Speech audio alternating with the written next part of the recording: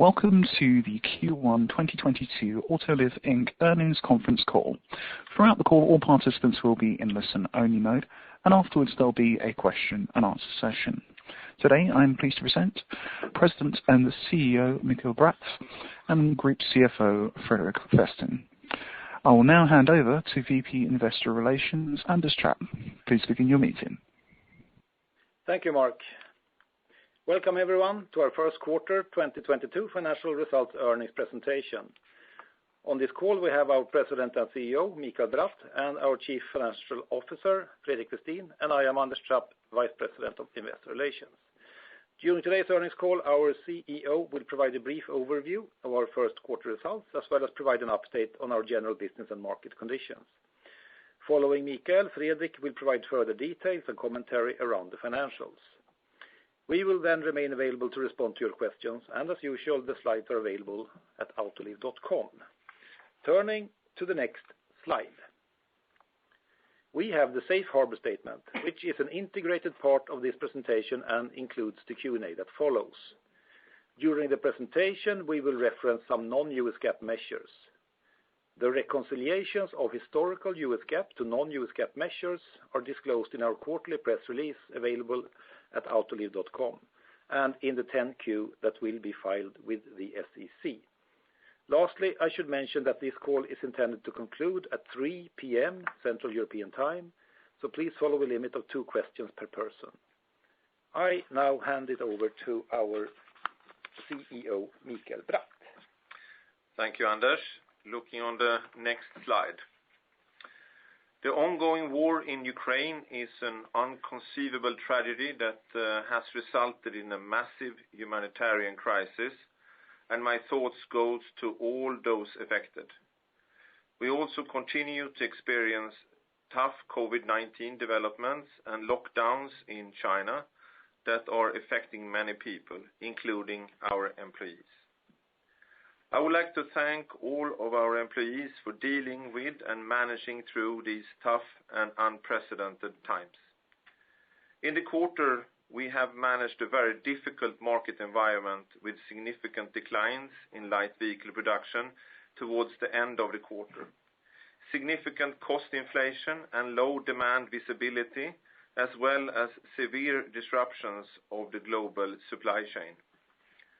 Despite adverse regional mix effects, our sales outperformed global LVP by around 3 percentage points according to IHS Markit.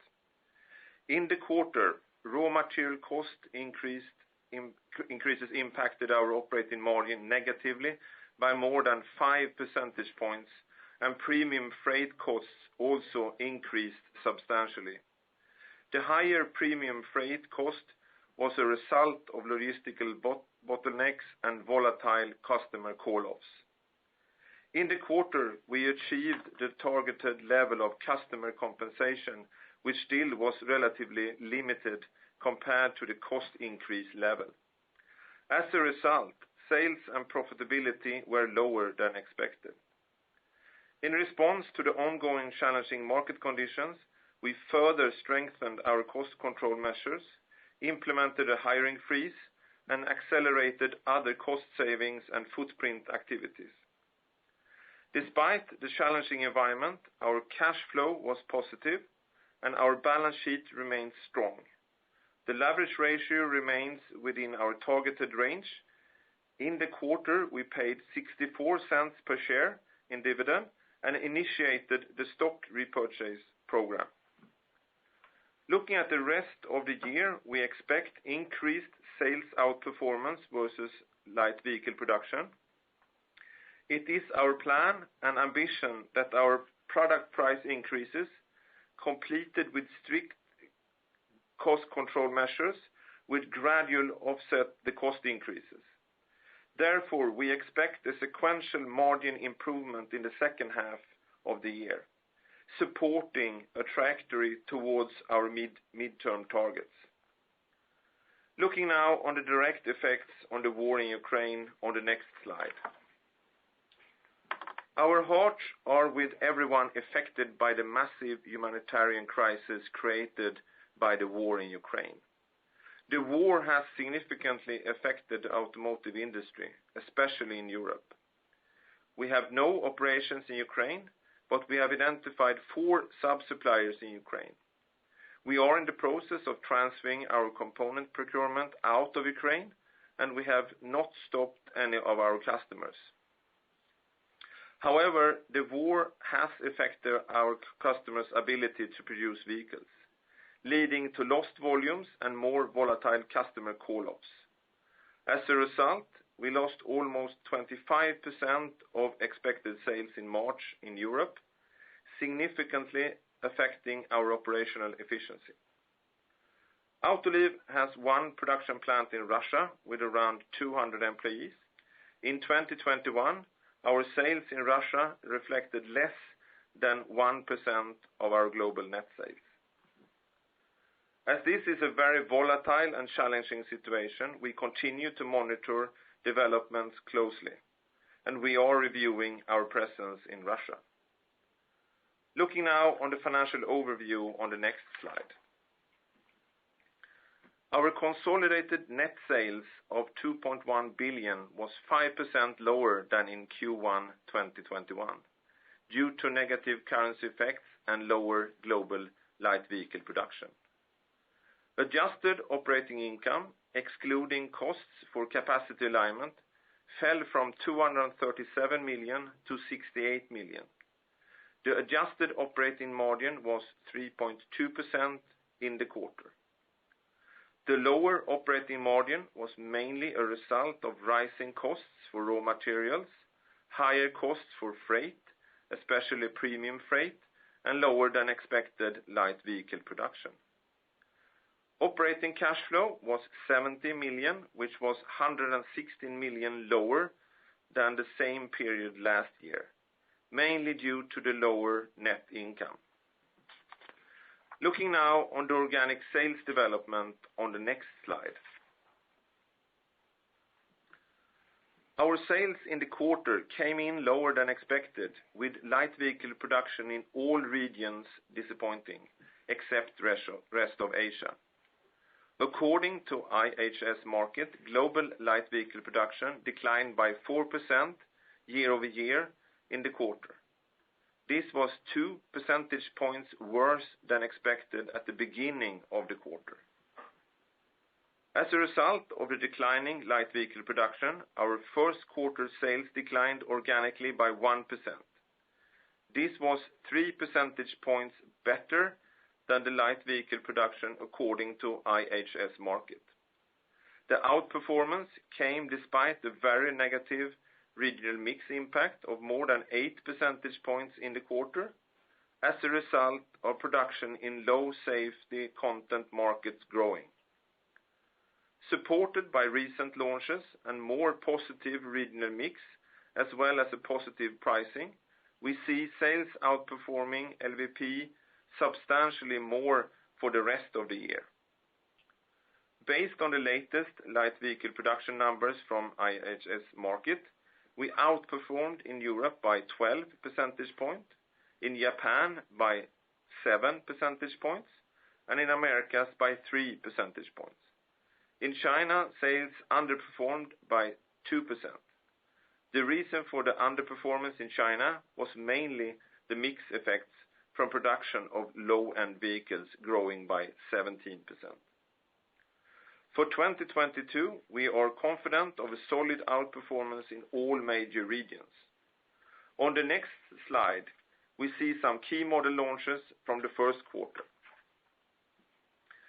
In the quarter, we had a high number of launches, especially in Japan and China.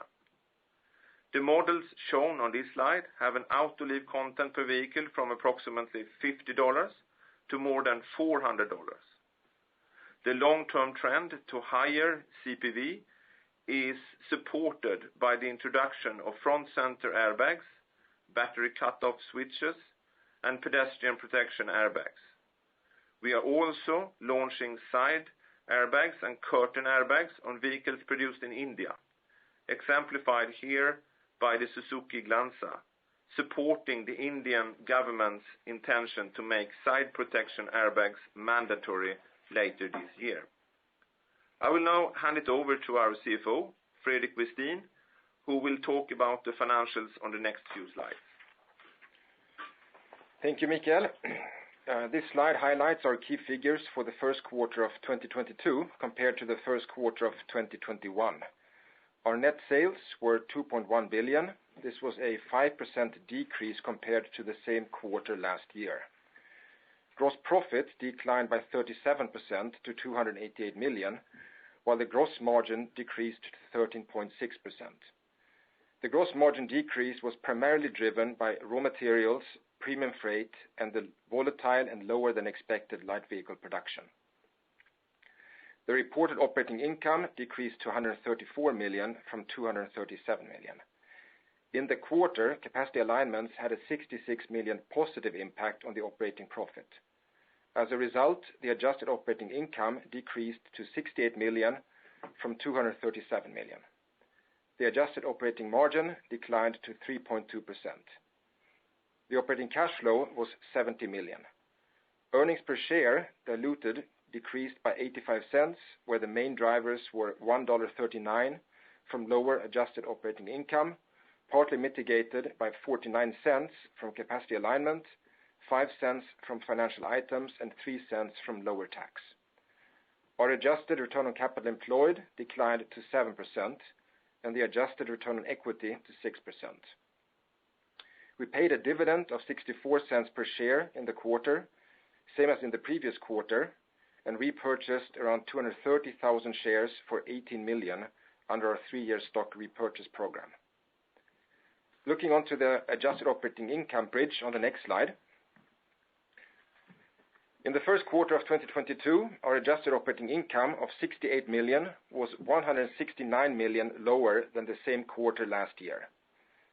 The impact of raw material price changes was a negative 110 million in the quarter year-on-year. Foreign exchange impacted the operating profit negatively by 5 million, mainly as a result of the stronger US dollar.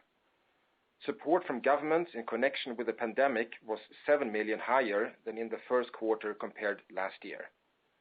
SG&A and RD&E net was unchanged. Our strategic initiatives continue to yield good results. However, these positive effects were more than offset by the difficult market environment. Premium freight and lower than expected sales, but also high call-off volatility and broad cost inflation, for instance, related to logistics and utilities, impacted our operations negatively. Looking on the cash flow performance on the next slide. For the first quarter of 2022, operating cash flow decreased by 116 million to 70 million compared to last year, mainly due to lower net income. Compared to prior quarter, working capital deteriorated by 18 million despite a 20 million improvement in trade working capital. This was mainly a result of a 136 million increase from inventories and 125 million from increase of receivables, partly offset by 241 million from accounts payables. The increase in inventories was due to customers in Europe stopping production around quarter end because of supply chain distress related to the war in Ukraine and lockdowns in China. For the first quarter, capital expenditures net decreased by 82% to 17 million, mainly as a result of the divestiture of a facility in Japan. Capital expenditures net in relation to sales was 0.8% versus 4.1% a year earlier. Excluding the divestiture in Japan, capital expenditures was 112 million.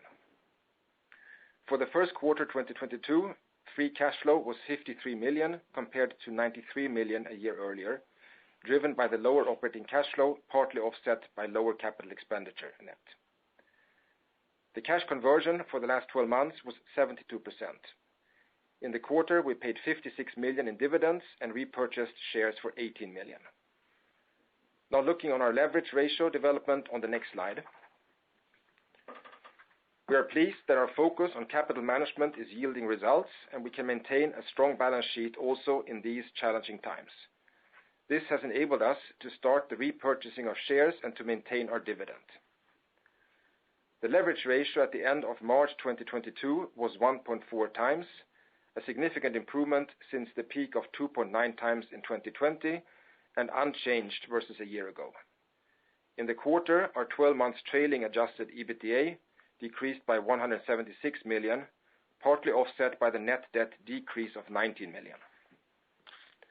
Now looking at the raw material development onto the next slide.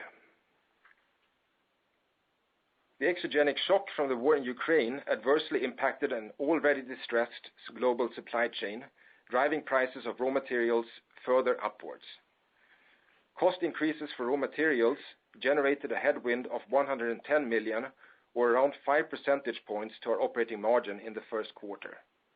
This was higher than the full year impact in 2021 of 105 million. In the current price environment, we believe that raw material costs before any customer compensations could be up to 6 percentage points in operating margin headwind for the full year 2022, with similar year-over-year effects in all quarters. This is of course a situation which we must address through serious actions to ensure we are back on the trajectory towards our medium-term profitability targets as soon as possible. A key lever to achieve this is outlined on the next slide. We are engaging in customer discussions aiming at unprecedented price increases to reflect the significant cost inflation, mainly from raw materials, but also lost volumes and logistic costs. Over time, we believe and expect that customer recoveries should offset the cost inflation. We were on track to achieve the recoveries we had targeted to cope with the cost increases that we anticipated prior to the latest surge in prices and costs. However, the ongoing inflationary pressures require additional actions. Therefore, we have established a global commercial recovery task force, and we have escalated the negotiation processes and are engaged in customer discussions demanding compensation for the recent additional cost inflation. The main focus is on price increases from mid-year and onwards. In parallel, we're implementing greater pricing flexibility into our new contracts to account for an environment with changing cost levels. For commercial reasons, we will not discuss the level of anticipated recovery or its nature. In addition to commercial recoveries and price increases, we are undertaking other actions as well, as discussed on the next slide. In response to the increased challenging market conditions, we continue with strict cost control measures, a hiring freeze, and accelerated cost savings and footprint activities. In addition to recently announced capacity alignments and footprint actions in Japan, Europe, and Americas, we are reducing direct labor, closing one plant in South Korea, and we divested a property in Japan. In total, we reduced headcount by over 1,700 versus the same quarter last year, despite similar sales levels. Additionally, our measures include management of inventories and payables, negotiating with suppliers to mitigate cost inflation. Our supply chain management teams have been working hard to balance inventories to actual demand. During the quarter, production planning accuracy declined as a result of the war in Ukraine and the extensive lockdowns in China. Now switching to the market development, I hand it back to Mikael. Thank you, Fredrik. Looking now at the light vehicle production development on the next slide. While global markets are influenced by the ongoing war in Ukraine, Europe is undeniably the most severely impacted. Beyond the direct impact to Russian LVP, the war in Ukraine also significantly affects wire harnesses production, mainly for German automakers. Compared to 3 months ago, IHS Markit has reduced its global light vehicle production growth for 2022 by more than 4 percentage points to less than 5%, with European accounting for 90% of the reduction. Additionally, we see further risk to supply chains and the broader economic landscape. Given the ongoing uncertainty, we have a scenario-based approach to light vehicle production, and therefore our updated guidance is based on a light vehicle production range. Looking at LVP forecast in more details on the next slide. For the second quarter of 2022, global light vehicle production is expected to further decline compared to Q1 2022. In North America, Sales of light vehicles are slowly improving on a quarter-to-quarter basis and should continue strengthening over the remainder of the year. However, due to low inventory levels, deliveries remain well below demand and well below deliveries a year ago. European production will remain challenged as weaker Q1 production is expected to carry forward into Q2 as the war in Ukraine continues to stress the supply chains. Hit by strict COVID containment measures, light vehicle production and sales in China started to decline in March. Lockdowns are also interrupting auto production outside China as exports of components are affected. In the near term, global light vehicle production outlook will be determined by the availability of components as well as the effects of lockdowns in China. Now looking on the 2022 business outlook on the next slide. We expect higher sales outperformance versus light vehicle production for the rest of the year, supported by launches, regional mix, and higher prices. For the second quarter of 2022, we forecast the adjusted margin to be weaker than in the first quarter due to lower and more volatile light vehicle production, and we expect cost inflation to increase faster than our cost compensation.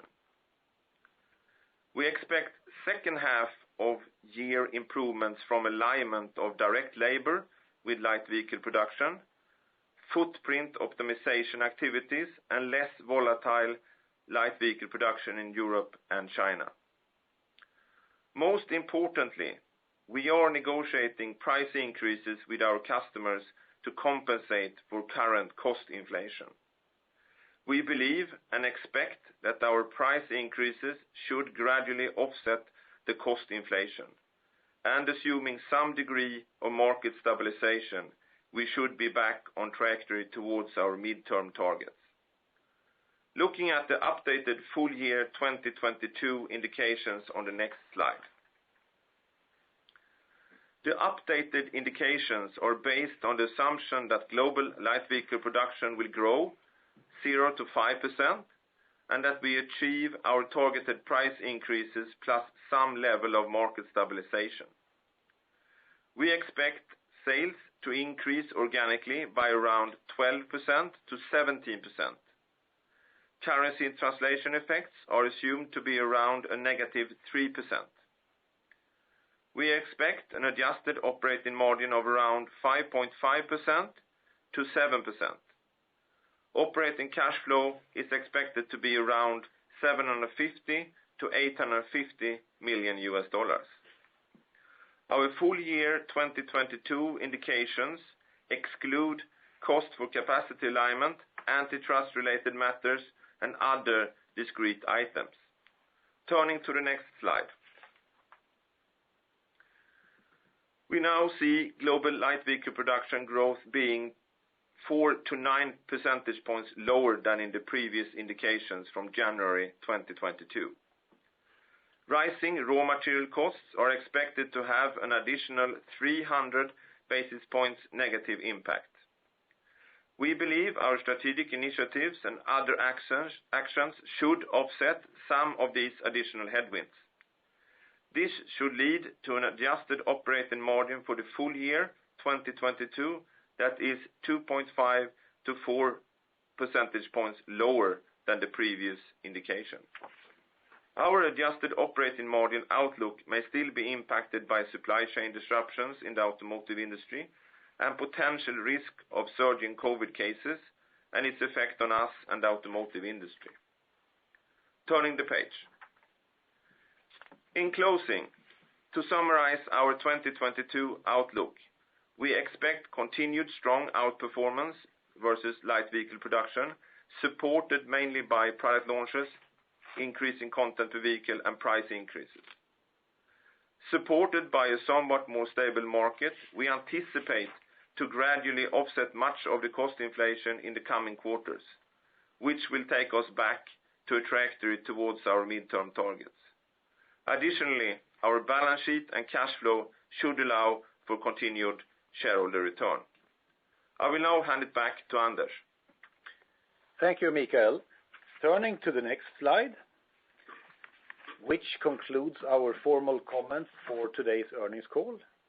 And I would like to open the line for questions. So now I turn it back to you, Mark. Thank you. If you wish to ask a question, please dial 01 on your telephone keypads now to enter the queue. Once your name is announced, you can ask your question. If you find it's answered before it's your turn to speak, you can dial 02 to cancel.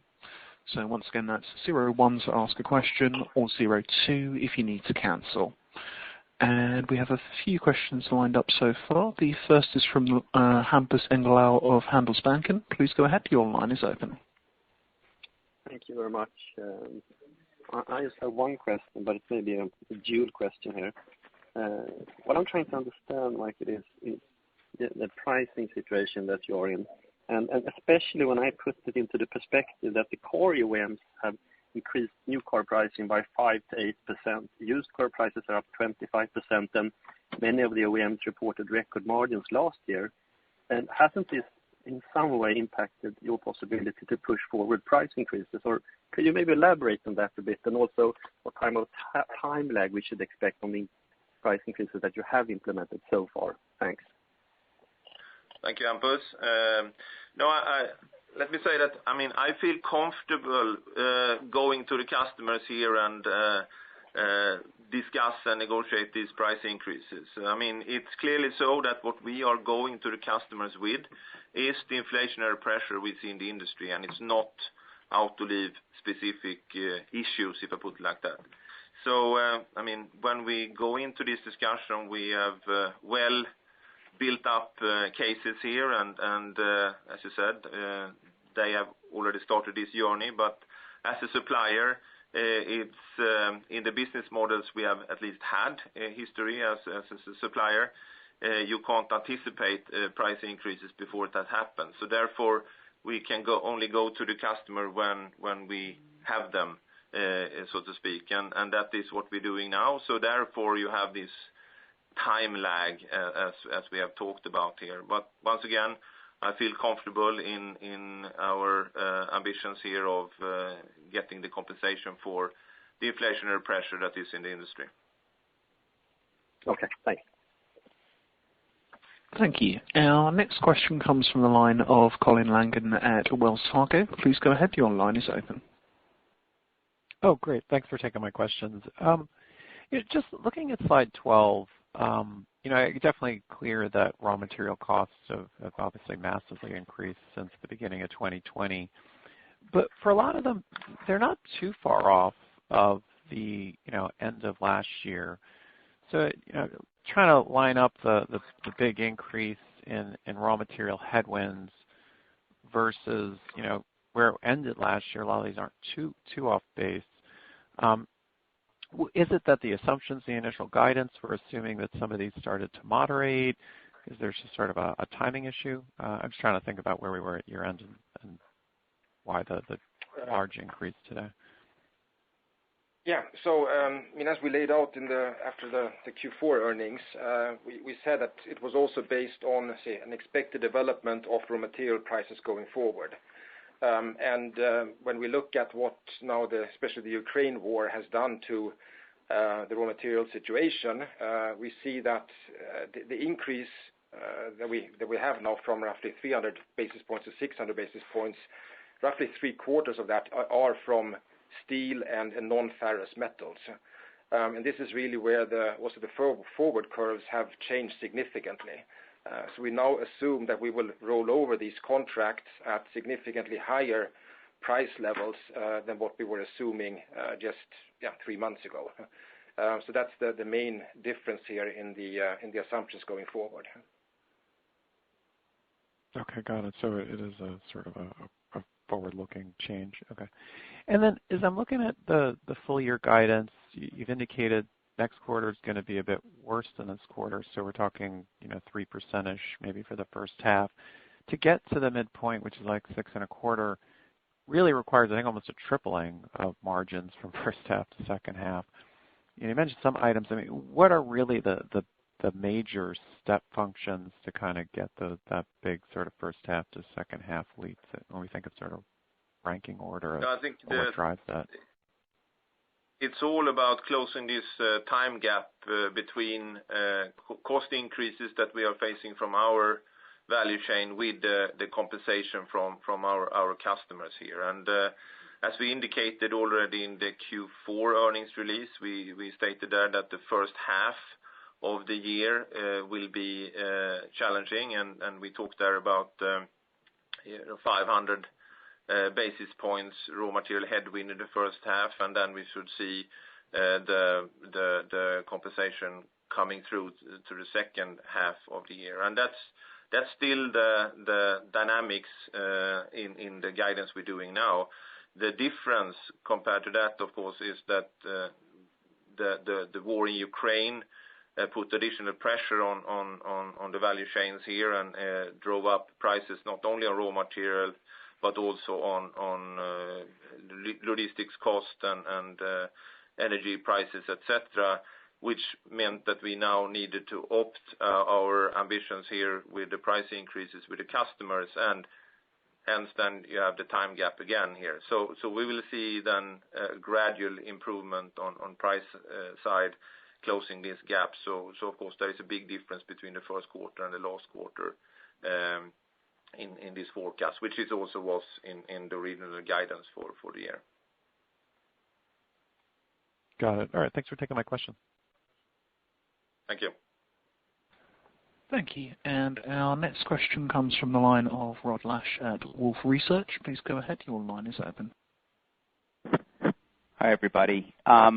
So I also wanted to ask about the commodities. So last year, thanks for quantifying, you had a 130 basis point drag from raw materials, and now you're up to 600 this year, so 700 basis points cumulatively. Can you just remind us, first of all, is that a gross or net number? And I was hoping you can elaborate a little bit on the timeline and magnitude of potential recovery. So if you achieve the recovery that you anticipate in the back half of this year, I would imagine some of that spills over to next year. What can you maybe give us a little bit of color on the magnitude of tailwind that you would then benefit from next year from this? Yeah, so the guidance on the raw material side continues to be a gross number, as we always had. So there's no recovery or offsets in that number. That's the effect that we see the raw material prices hitting our P&L on the cost level. Yeah.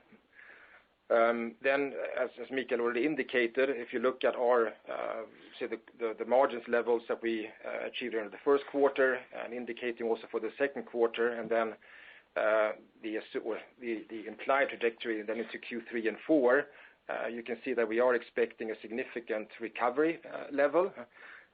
However, with the raw material price increases, say the net of the cost increase versus offset by recoveries is less favorable now than it was in the initial guidance. But we should be, as we say, back towards the trajectory to meet the 12% margin target that we have for the medium term, and that should be quite visible already in the Q3 and Q4 performance. Okay. You mentioned premium freight and other cost inflation, and that's why you're seeing that $61 million drag on a 1% organic decline. Are you expecting to recover that through pricing as well? And then just lastly, you mentioned additional semiconductor risk due to the war in Ukraine. Can you just elaborate on what you're specifically looking at? So on premium freight was quite substantial in the quarter. And as Mikael mentioned, 5% was, or more than 5% was the hit from raw materials, which was fairly much in line with our guidance. But then we saw round about a 2% hit on the margin also from premium freight, of which we believe the majority of that is recoverable then throughout the remainder of the year. But then we also saw inefficiencies on direct labor, mainly due to the call-off volatility, but also related to COVID COVID cases in both Europe, but also parts of Southeast Asia and in China, which hampered our ability to run at normal productivity levels. And on top of that, then also what you can see in the markets, also the freight and utility cost levels have come up quite significantly also in the first quarter. So those are the main components of the 61 million headwinds on the operation side. And can you repeat your second question on Ukraine? I didn't fully understand that one. You on one of your slides, you alluded to additional semiconductor risk due to the war in Ukraine. So it sounded like you were tying that, and was that related to neon gas, or was there something else that you're seeing that led you to raise that as a larger risk associated with the conflict? Yeah, that's correct. I mean, that's one example, but there are other raw materials also going into the semiconductor production that is affected by the war in Ukraine there. But I think on the semiconductor side, I mean, there is also, of course, still some challenges when it comes to the total supply there, and that's also what is challenging for the overall LVP outlook here, as we have outlined here. Not least the China situation there, where we actually see semiconductor manufacturing go down slightly in Q1, and of course with the lockdowns and the consequences also on the freight out of China, there you can expect some disturbances of that. But it's all a part of the 0 to 5% growth number for LVP included there. Okay, all right, thank you. Thank you. Our next question comes from the line of Vijay Rakesh of Mizuho. Please go ahead. Your line is open. Yeah. Hi, Mikael and Fredrik. Just on the full year guide, just wondering if you're able to, the 12 to 17% year on year, are you able to pass on some of the costs, and what price increases are you embedding in that full year number? If you can give us some color. No, we don't go into any details on the levels and so forth here specifically, as we are in the midst of the negotiations with our customers here. So with that said, I started out this Q&A session here by stating that I feel comfortable with us going then to the customer achieving the full compensation for what is then inflationary pressure in the system. Once again, it's not Autoliv unique cost increases here. It is in cost pressure in the industry here. And, got it. Makes sense. Yeah. And I think you also mentioned some customer call-offs, about 25% of European sales affected. Now with this Shanghai shutdown almost a month into the quarter here, are you seeing that distress in the supply chain resulting in call-offs in both Europe and China, or what's being embedded, or what are you seeing in your order activity? Thanks. That's it. No, as I said, I think the consequences from what have happened so far in terms of lockdowns in China during the quarter here, and as we speak, I would say, is included in the 0 to 5% scenario. Then, of course, as we have pointed out here, is a lot of uncertainty around the COVID situation, as well as the war in Ukraine, etc., on further impact. But what we can identify today, we believe that's within the 0 to 5% LVP growth there. If that answers your question. Yeah, thanks. Thank you. And the next question comes from the line of Joseph Spak at RBC Capital Markets. Please go ahead. Your line is open. Thank you, everyone. I guess I just wanted to understand a couple things on pricing, because on slide 19 you're showing for the full year that you're basically able to offset pretty much the entire impact of raw materials, and I know some of that's sort of your own your actions, but that implies that it's actually a much bigger impact versus the raw material headwind in the second half, because you didn't really get any of that in the first half. So I guess I just want to understand: are you I can understand how you can price for inflation, but it seems like there's maybe also an element of recovery for prior impact, and is that correct? And then I just also want to confirm that functionally these any recoveries are reported in sales, so it's also impacting your organic growth, or is it a contra expense? No, I mean, if I start, then Fredrik can fill in there on the details there. But I mean, of course, when we go now to the customers, we are seeking full compensation for what is then the inflationary pressure, as I mentioned here. Then, of course, also you have other claims here connected to, the specific situations with the customers. I mean, as already alluded to before, some of the premium freights that are caused by the customer is also on the claims list there. So we include that. And I think that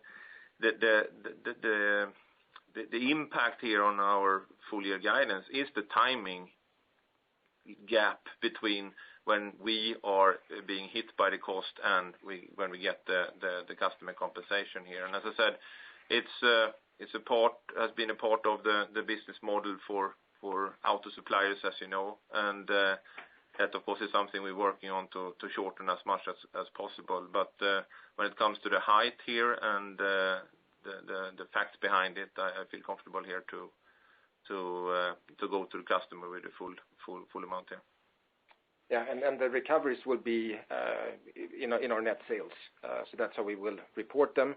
As such, they are then also part of the organic growth outperformance. So one of the reasons why we then have increased that from 11 to 12% is also from a higher than previously expected price adjustment from our customers to offset the stronger raw material headwinds that we're facing. Okay. And then I guess, Michael's maybe building off sort of a comment you just made here about changing relationships, and you mentioned in your report, and I think in your opening comments, something about greater pricing flexibility going forward. Does that mean that you are trying to move more towards an indexing model versus prior, similar to other suppliers? And if so, is that just for new contracts, or is that something you think you can achieve for existing contracts as well? No, as I said, I mean, I wouldn't say that it's the answer to the question is indexation or not.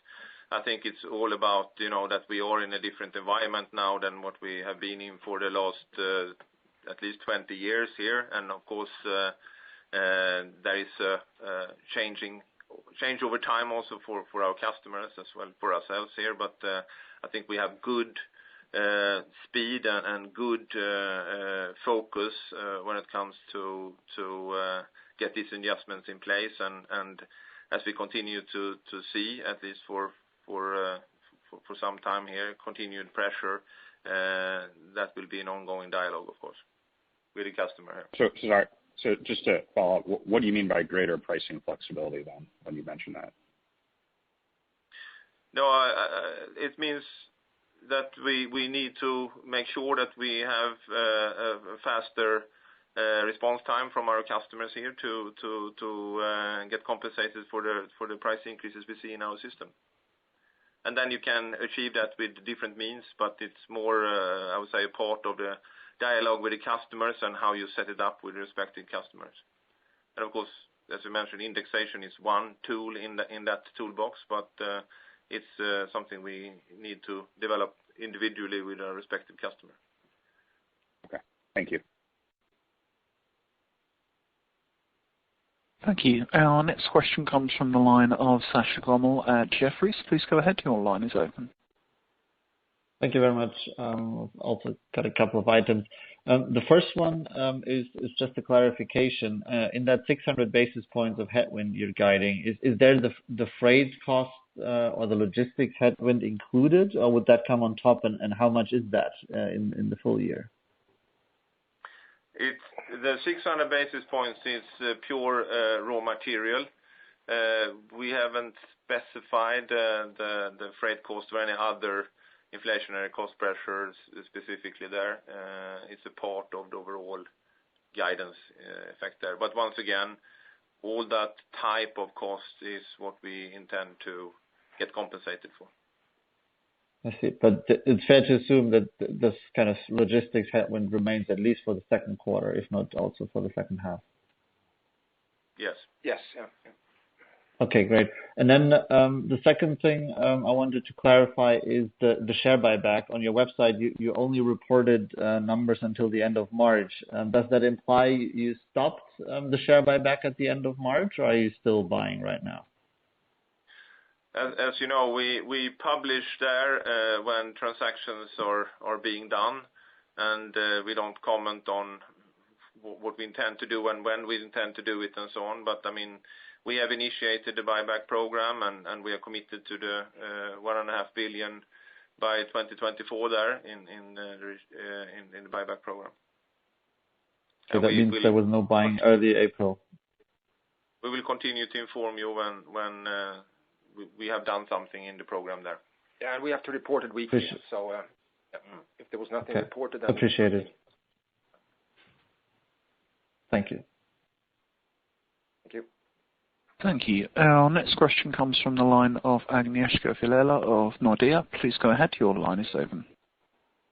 Thank you. When I look at the raw material impact on your EBIT, it was the aggregated, or is expected to be the aggregated $600 million in the past 2 years, 2021 and now including guidance for 2022. And you say that you have the ambition to recover that and also recover the freight cost and other costs that you're incurring right now. What gives you confidence that you can reach this kind of recovery, and also when we should expect that? So will it spill over to 2023 as well? Thanks. Thank you. I mean, the confidence in achieving this lies in the fact that it is external price pressure towards the industry. It's not Autoliv specific.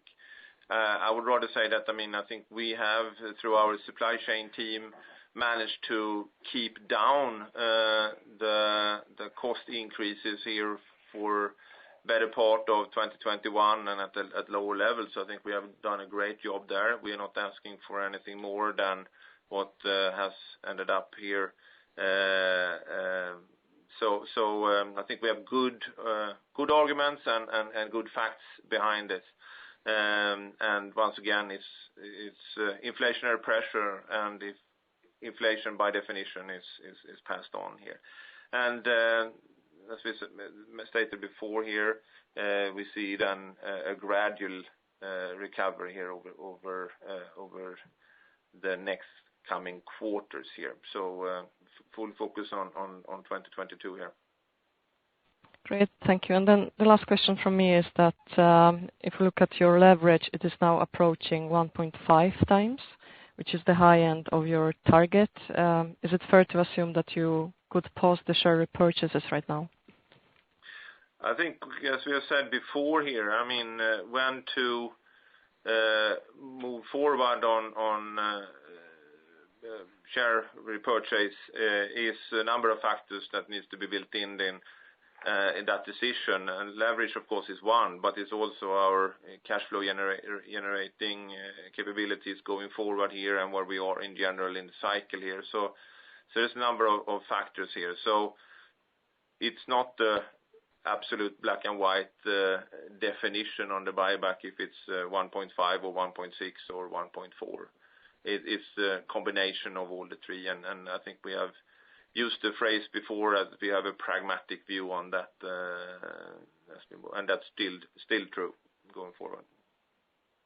Thank you. Thank you. Thank you. Our next question comes from the line of Philip Koenig of Goldman Sachs. Please go ahead. Your line is open. Yes, thank you very much for taking my question. I've just got a question on the operating leverage. If we think about the second half of the year to sort of get to your guidance, it implies sort of a 9 to 10% margin. You mentioned earlier and also on slide 19 that you expect to offset the 3% additional raw materials with your pricing and other cost actions. Just thinking about the organic growth, how when you have positive LVP growth in the second half of the year, do you sort of expect to be back at the normalized operating leverage level? Or do you think because of higher freight costs and everything that flows into that part of the operations that maybe that will continue to lag and all of the margin improvement will come from the pricing? That would be helpful. Thank you.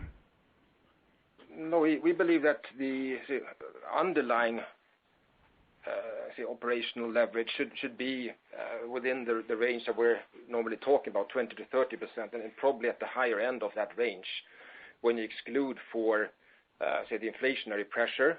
So if you take those costs out, but also the recovery. So the underlying operational performance should be at the upper end of that 20 to 30 range is our expectation. Okay, thank you. And then my second question, just quickly on the FX. Obviously, there was quite a minimal impact on the EBIT line, although it was fairly more material on the revenues. Is that sort of something you expect going forward, given the hedges that you have in place?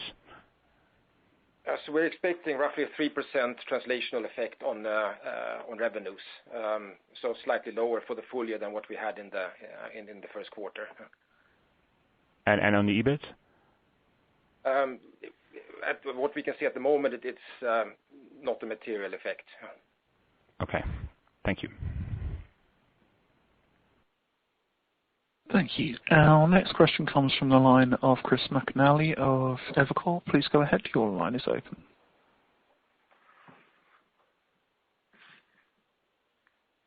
Do one recap and then one on incremental decremental margin. So focusing on that slide 19, just to recap on the extra 300 basis points of raw materials from all the questions so far.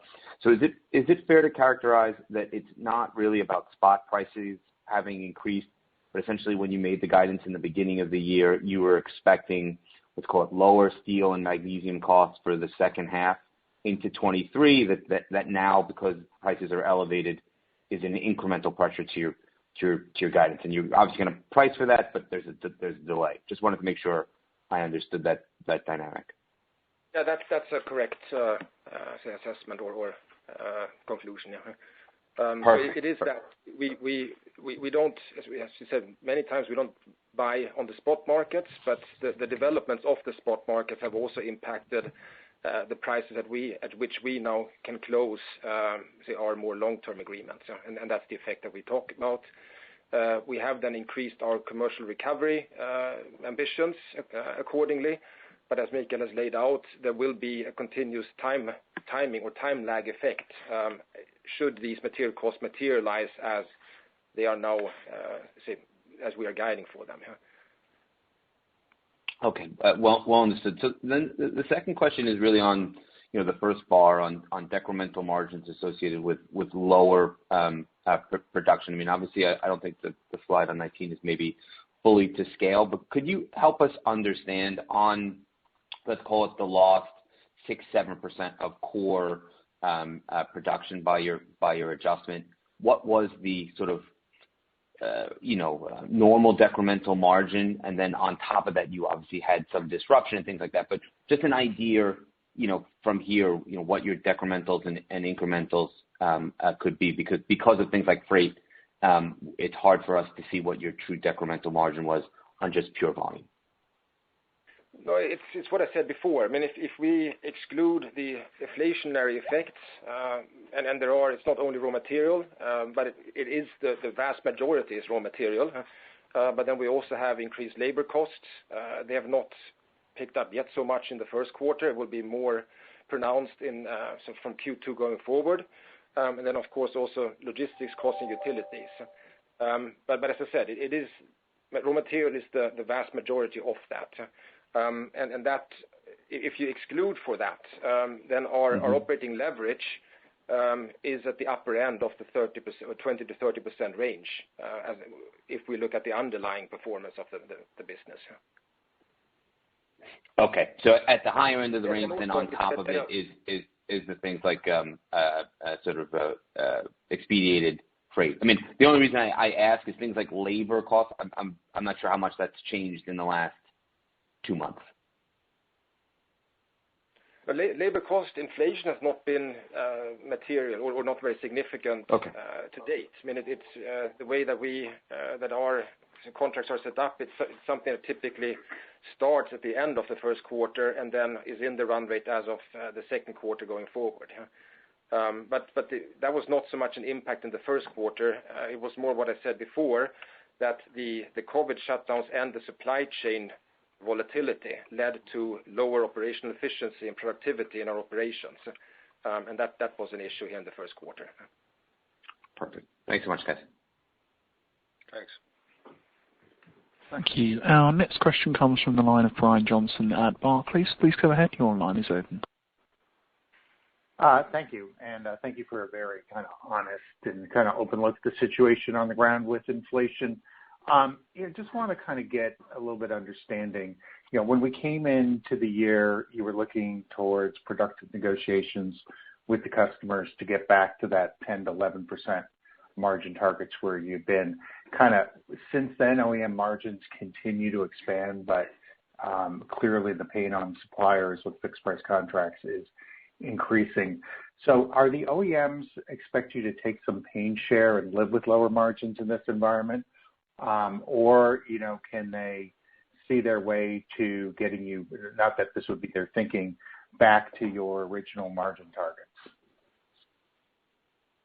No, I can't comment on what the OEMs are planning or thinking, but I mean, in terms of pain sharing, I think it's quite visible the effects we have had here as a result of the increased prices here, and we are absolutely determined here that this needs to be passed on, and that's what we're working accordingly as we have expressed here. And once again, it's not Autoliv specific cost that is created here, and that needs to be passed on. It is inflationary pressure, and that needs to go on. So that's what we're working with, and as I said, I feel comfortable in these dialogues based on that assumption. And just to follow up, kind of thinking of this managerial, if I'm putting it to an OEM, clearly I would imagine your competitors are going after the OEMs for discussions. Every other component supplier we're likely to hear this earnings season is accelerating discussions. So just logistically, how does that get done? Is it a program by program negotiation? Do you have to work your way up to the CEO and get final sign off on pricing? And just how does the timing and how does just the sheer overload, I imagine, on procurement organizations that are also trying to desperately find supplies to keep their factories open, how does that affect the timing of recovery? No, I mean, those factors you mentioned, there is nothing I see or we see. I mean, we have our relationships well established within the OEMs, and we access them when we need to access them, and I would say it's more a negotiation question about time rather than anything else, and of course the daily business are running in parallel there, so it's nothing impacting there. So no, it's a pure commercial negotiation that is taking place, and it's of course challenging times for everyone in the industry here, but nothing dramatic about that in relation to anything that needs to be done. Okay, and just final follow-up. You do have a substantial presence with Japanese OEMs. They just closed out their fiscal year, and usually calendar first quarter is when they true up with suppliers. Were you able to get recoveries there, or did you kind of, because Ukraine war broke relatively late in the quarter, do we have to kind of wait till calendar first quarter 23 for those negotiations to conclude? No, I mean, I can't comment on how we succeeded with specific OEMs here, but as we have mentioned here, we were on track when it comes to the commercial recovery based on the regional scenario here. But with the war in Ukraine and the additional pressure that has been applied on the supply chains and the price increases coming out of that, we needed to up our ambition levels here, and that is what is being brought back on the table here, additionally on what was on top, and that's true for for all OEMs and all global players here. Okay, thanks. All right. I think that was the last question. We are out of time. Mark? We did have one further question if you have time for it, but we have reached the top of the hour, so completely up to you. Sorry, there was one more question. I thought it was out. Yes, we take one more. Okay, and that's from the line of Itay Michaeli of Citi. Please go ahead. Your line is open.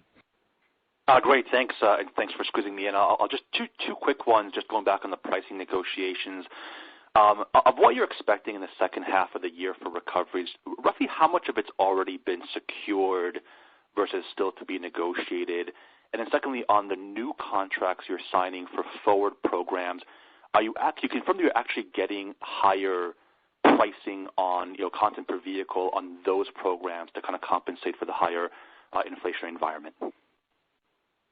No, as I said, we can't go in and quantify any details around it here. I mean, it's all built into and really the consequence, the timing of it is built into our full year guidance, and I have to leave it like that as we are in the midst of the discussions here.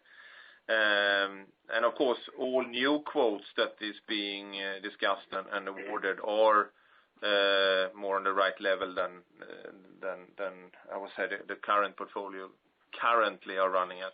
So that is of course taken care of there. So the bill of material and so on is of course adjusted there. Yes. Okay. Thank you. Thank you. Thank you. And with that, there are no further questions in the queue, so I'll hand back to you for the closing comments. Okay. Thank you very much, Mark.